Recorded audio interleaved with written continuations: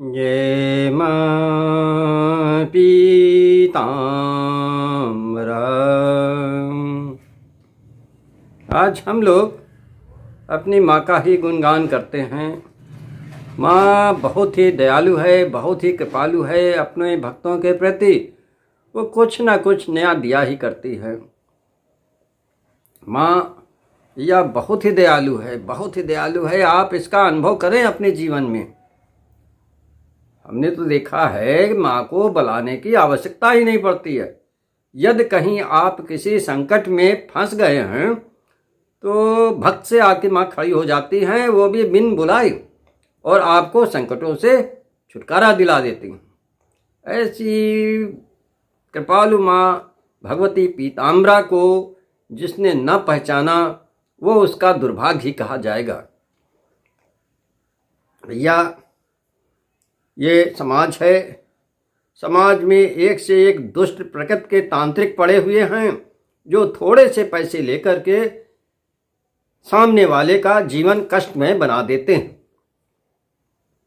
अच्छा, जब माँ बगलामुखी का नाम आता है लोग समझ जाते हैं ये मार काट की ही विद्या है।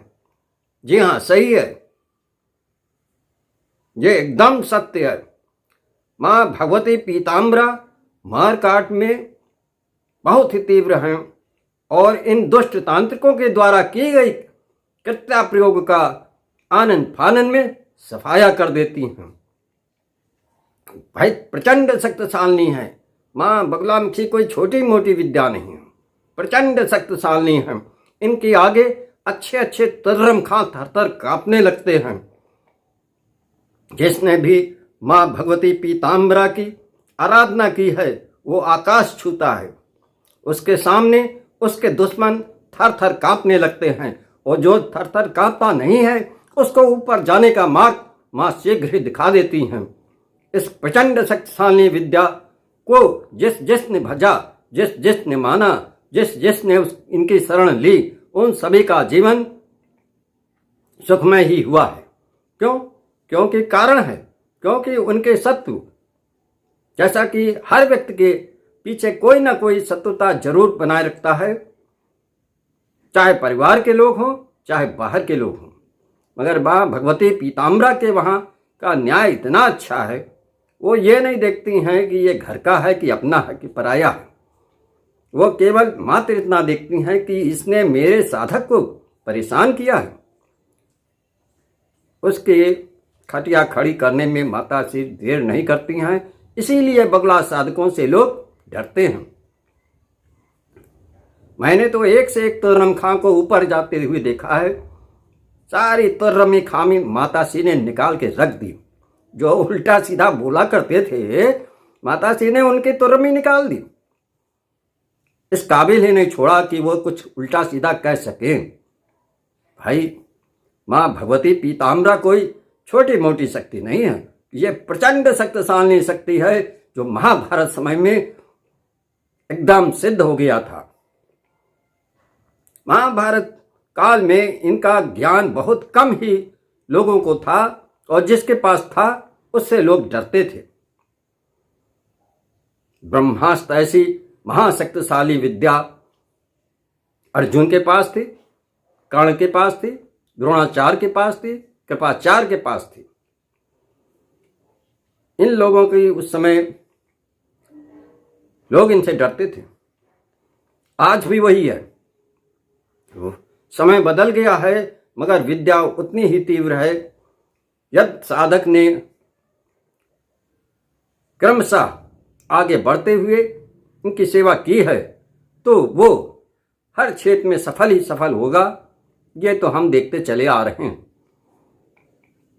भाई, बहुत से दुष्ट तांत्रिक हैं जो कुछ न कुछ गड़बड़ कर देते हैं। अब सामने वाला परेशान है, वो फिर ढूंढता है कोई बगला साधक मिल जाए। और बगला साधक के नाम पे बहुत से लोग ठगी भी कर रहे हैं।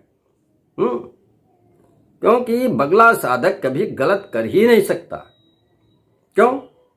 कारण है माता श्री, यदि आपने गलत काम किया, इनके मंत्रों का गलत उपयोग किया, तो ये अपने साधक को भी नहीं बख्शती हैं, उसको भी दंड दे देती हैं। भाई माताश्री का आगमन ही इसीलिए हुआ है कि संसार को कष्ट से मुक्ति दिलाई जाए। और यदि कोई बगला साधक संसार के प्राणी को किसी प्रकार का कष्ट दे रहा है तो माताश्री उसको भी नहीं छोड़ती, क्योंकि वो लाइन से बेलाइन हो गया। इस विद्या का सदैव दूसरों के हित के लिए प्रयोग करते हैं और करना चाहिए भी।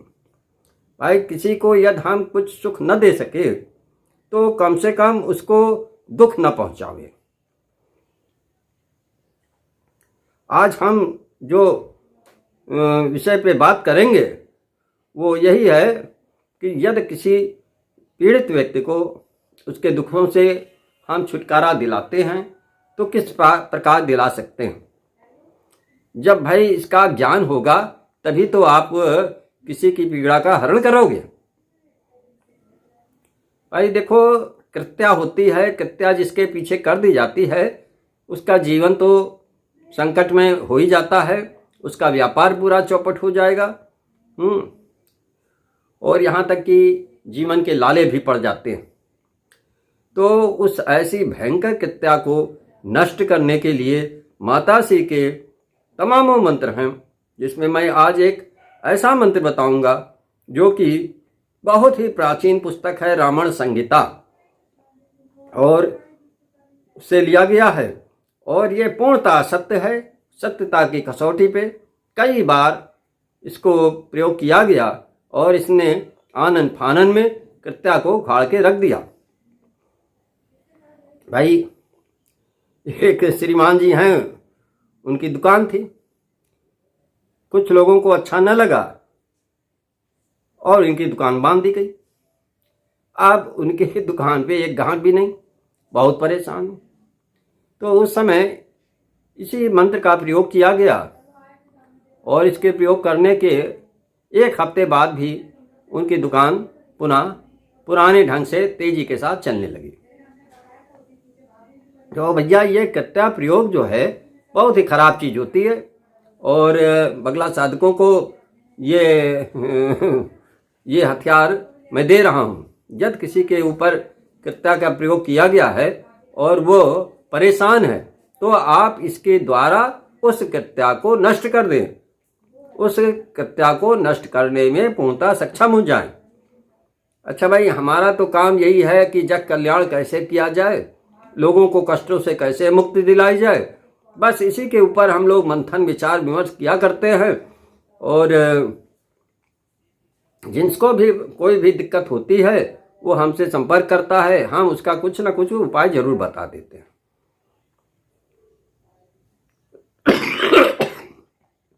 भाई इसमें आज हम आपको जो बताने जा रहे हैं कृत्या को कैसे नष्ट किया जाए, ये बहुत ही तीव्र और बहुत ही गोपनीय मंत्र है जो प्राचीन रामायण संहिता में दर्शाया गया है।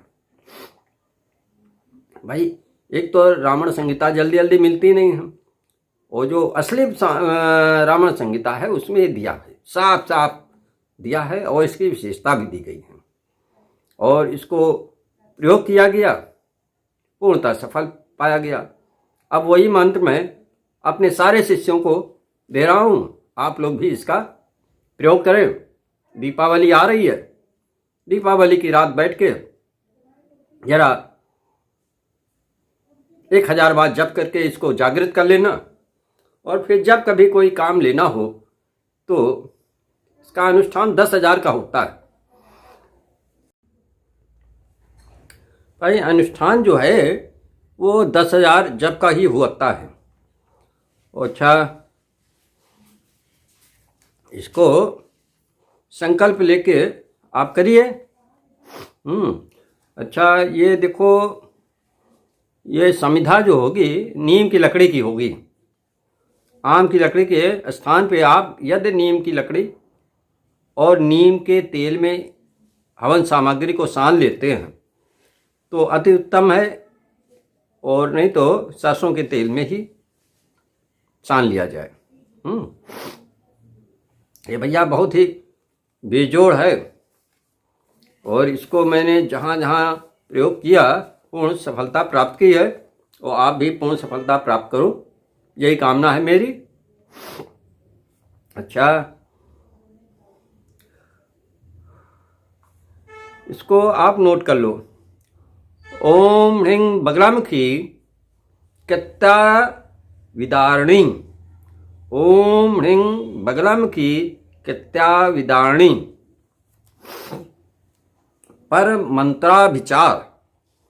पर मंत्राभिचारम भंजय भंजय। पर मंत्राभिचारम भंजय भंजय। दुख दरिद्रम नाशय नाशय। दुख दरिद्रम नाशय नाशय। वाणिज्यम विस्तारे विस्तारे। ह्रीं ओम स्वाहा। यानी यह दुकान नहीं चल रही है और इसका 10,000 संकल्प लेके जब कर दिया गया तो वाणिज्य यानी व्यापार में बहुत ही लाभ होता चला जाएगा, ऐसा देखा गया है।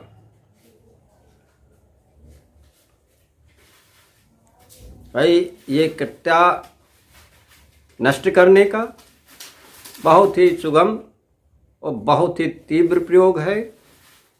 इसको जहाँ जहाँ भी प्रयोग किया गया पूर्ण सफलता ही प्राप्त हुई है।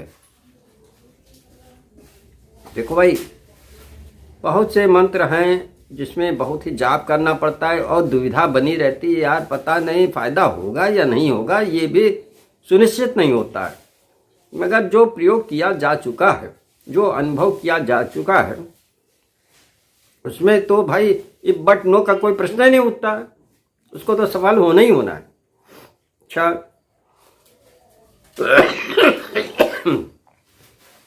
हवन सामग्री आप नोट कर लो। पीली सरसों, राई, हल्दी, लहसुन, कपास, महुए का फूल और क्या है, गुगुल, हड़ताल, या और हवन सामग्री का एक पैकेट भी इसी में मिला देना और इसको सरसों के तेल में सान लो। और सबसे बढ़िया होगा कि यह नीम का तेल मिल जाए और इसे 1000 आहुतियां पड़ती हैं, यानी 10 माले। ये कार्यक्रम करने के बाद 1 हफ्ते बाद आप इसका परिणाम देख लें, सुखद परिणाम आता है। उसकी कत्या फित्या सब नष्ट हो जाएगी जिसके ऊपर किया गया। अरे कोई बीमार है, बीमार के ऊपर कर दो, स्वास्थ्य लाभ भी मिलेगा। हे मां पीताम्बरा, हमारे सारे शिष्यों पे अपनी दयादृष्टि बनाए रखने की कृपा करें। जय मां पीताम्बरा।